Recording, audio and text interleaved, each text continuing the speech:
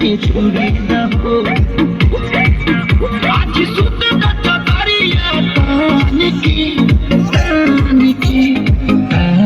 की टूट जाए राजा जी, टूट जाए राजा जी पलंग सागवान के, टूट जाए राजा जी पलंग सागवान के।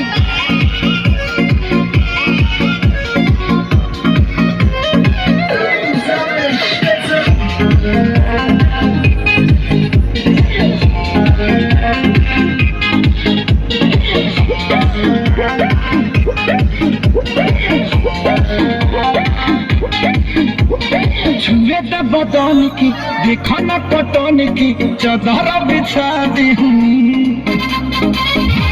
पलंग जी मन पिघलाती होनी, पलंग पर झुला झुलाती होनी। छुए द बदन की देखो न पटन की चादर बिछा दी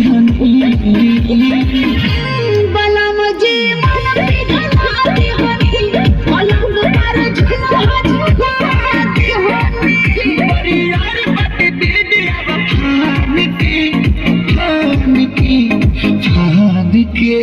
टूट जाए राजा जी, टूट जाए राजा जी पलंग सागवान के, टूट जाए राजा जी पलंग सागवान के।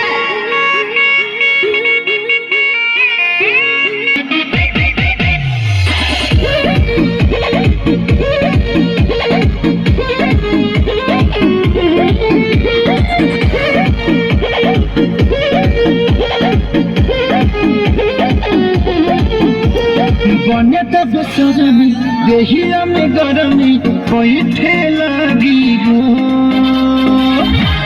अमरिया लागे हो, नाच नाच